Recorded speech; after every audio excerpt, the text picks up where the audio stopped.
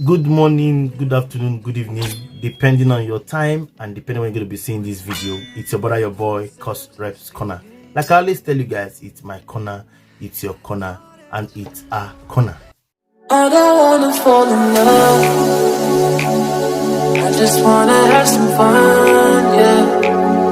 I don't wanna fall in love. As the election tribunals, elections petitions tribunals commenced very soon, it's good that we know what is really going on. If you remember, there was an alleged rumor that the court slashed out Atiku Abubakar's requests against President-elect Bola Ahmed Tinubu in the president elections tribunals. And it has been very calm for Atiku all this while. But now, Atiku have said he's not giving up. Rather, Atiku have added perjury to what he is fighting for. What is perjury? All this form they fill while filling the form for the election is filled under oath, which means you are not supposed to lie. But there is this alleged word that Bola Ahmed Tinubu, the president-elect of Nigeria, has a U.S. passport. Yes, having a U.S. passport means that you have lived in the U.S. for quite a while and you have gotten the requirement to be issued that passport. For example, in Europe, you have to live up to about 10 years. I think that's in Italy and Spain. You have to live up to about 10 years before you can apply for the passport. So before you can get a US passport, for example, you must have stayed for long. I don't know the criteria there. So now, Bola Ahmed Tinubu, who is the president-elect of Nigeria, is a dual citizenship holder. What does that mean? You are from a country, you have the country's passport, and you can also have one more country's passport. But when you are filling the form in the election, they will also ask you, are you a citizen of any other country? Bola Ahmed Tinubu lied and said he's not a citizen of any other country, just Nigeria. And now Atiku Abubakar have come out to say, no, that is a lie against the law. That is a lie that can discredit you. That is a lie that can make you not content, because you are a dual citizenship owner. You're also a citizen of the USA. You lived in the USA for quite a while, and then you got the passport. So that is where the case of Atiku is now pointing at. Perjury is not accepted in any economy or country. If you remember, the same perjury is the same issue that is tackling the Labour Party. I don't know if you notice that the Labour Party has issue presently. It's because of the same perjury issue. Because they feel that, yes, Barrister Abure did some things under the law that was done on lies. And that alone made the led Apapa faction to emerge. You remember, I've been following it and I've been sharing it with us. So it's the same thing that is going to happen here. He has to say if what citizenship he is or he has, and why did he feed just Nigeria in his election form. That alone can discredit his person. That alone can make him lose any other space he has gotten to winning the elections petitions tribunal. So that is what Atiku now is facing, no longer about the election, but about what you feed on your form, and that is making you not qualified to be even a contestant, talk more of to win the election. That is what we are now. So I'm going to show you a video that gives us a summary on how it is being arranged, or what has been said, or what can be done, or what is being done about this whole issue, and how it affects Bola Ahmed Tinubu, who is the president-elect of the Federal Republic of Nigeria. Okay, I want to thank all of us for always watching my content. For those of us who have not subscribed, please, I beg you, subscribe to the channel, like, comment, and share, so that we can move the ministry permanent side. Okay, so come away next time to see me your screen, guys. I leave all of us with this video. Prayers at the Presidential Election Petitions Tribunal is the fact that he has included the perjury that Tinubu committed when he failed to notify INEC in his form that he has another citizenship other than Nigeria. Many are quick to confuse the issue. The Guinean citizenship is not a problem. Anyone can have as many citizenships as he can, so far the person is a Nigerian citizen, he is qualified. But the problem arises when the person lies about it under oath. INEC forms are filled under oath, like other documents that require you to attach an affidavit. People can choose to lie while filling INEC forms, but when they are caught, it becomes perjury, which can lead to not just disqualification of the candidate, but also the candidate might do time, because lying under oath is actually a serious crime. There are judicial precedents where candidates were disqualified because they submitted falsified information. So Atiku, including this perjury in his reply to Tinubu, where he accused Tinubu of not disclosing facts of his constitutional qualifications in his Form EC9 submitted to INEC, contrary to the provisions of the law. This is very huge. In fact, this alone is like boxing Tinubu in a corner. Will Tinubu be able to survive the issue of his qualification in court?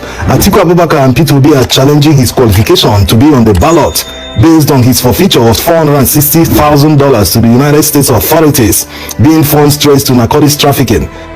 Like the Guinean citizenship, people are quick to confuse this one too. What the petitioners are seeking from the court is to prove that Tinubu's forfeiture contravenes Section 137(1)(d), which says that 1, let's start from number 1, a person shall not be qualified for election to the office of the president if, let's go to D, because that's the main target.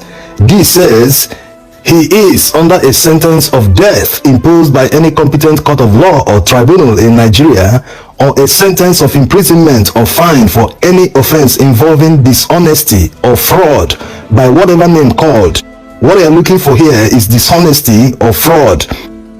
So this is where the problem lies, dishonesty or fraud. The legal team is expected to hammer on this during their arguments in court to convince the judges that his forfeiture was criminal in nature and that it relates to narcotics trafficking. They will present all evidence and court papers like this one to prove their case, and trust lawyers to take all advantage when they have evidence. They will stress it. They might even call witnesses from the United States to open up the case. The witnesses might be asked in court to narrate how they conducted their investigations to arrive at the fact that Tinubu was truly involved with narcotics trafficking. They might narrate the relationship between Tinubu and the people who went to jail for narcotics trafficking, which proved to the agents that he was actually the bagman for the illicit business in the United States.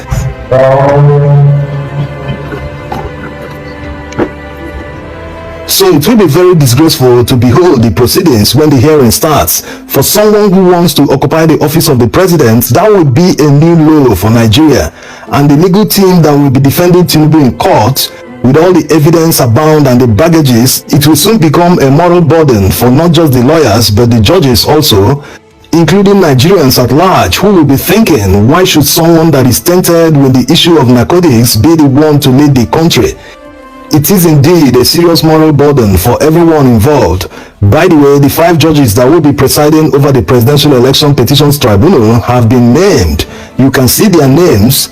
We will make another video that will detail all the possible outcomes from P2B and the Labour Party's petition so that you will know what to expect from the judges. There is no need to make a video about the kind of decisions and rulings the judges have done in the past. There's simply no need to put pressure on the judges. Everyone in life must at a particular time deal with his or her conscience.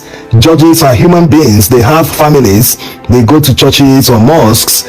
Their daily lives are very much like any other citizen. Wake up in the morning, go to work and retire in the evening. So it is in everyone's interest to have a country that works for everyone. We are all in it together. Now back to Atiku's reply to the objections that Tinubu's legal team made against his petition. Atiku is charging back at Tinubu because of one of the objections that Tinubu's legal team made. They said that Atiku Abubakar couldn't have won the 2023 presidential election because he is a successive election loser. This is a very watery argument, just to say it lightly for lack of a better word. It also seems like a diversion. The petition is about the 2023 presidential election. It has nothing to do with past elections. No wonder Atiku might have found it insulting to his person. That's why he came back charging at Tinubu, telling him that his true identity, age, state of origin and educational qualifications have never been in dispute, unlike Tinubu, whose real age is not known. Look at this Guardian newspaper publication in 1998. It clearly states that Tinubu was 52 years old at the time. 25 years later, in 2023, Tinubu is supposed to be 77 years, right? No, it seems he's aging backwards because in March this year, he celebrated his 71st birthday. So either Guardian newspapers didn't know what they published in 1998, or he simply lied about his age. You can choose the one you want to believe.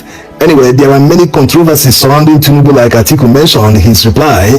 He's grappling with disqualification from Peterobi's petition. He's dealing with the fact that he didn't win the highest legal votes. Labour Party every year, Labour Party, what they are doing. They don't say Labour Party now, they call us scatter our polling units. With enormous video evidence of rigging and intimidation of voters during the election, also massive evidence of non-compliance with the electoral law and not scoring 25% in Abuja, plus many others, and now a perjury charge has now been added by Atiku's legal team. With all these baggages hanging around Tinubu, how is he going to survive them in court? How many judges will be willing to overlook all these and pass their judgment based on technicality? This has become a serious moral burden for everyone involved. Is he going to escape disqualification based on his forfeiture of $460,000 to the United States being proceeds of narcotics trafficking? Which coincidentally, the current Chief Justice of Nigeria was among the Supreme Court judges who set the judicial precedent on forfeiture when they passed judgment that a forfeiture is the result of a crime, that a forfeiture cannot be made except something wrong was done. Forfeiture is not a fine, rather it is a punishment for a crime. The government cannot wake up one day and seize someone's money without the person committing a crime.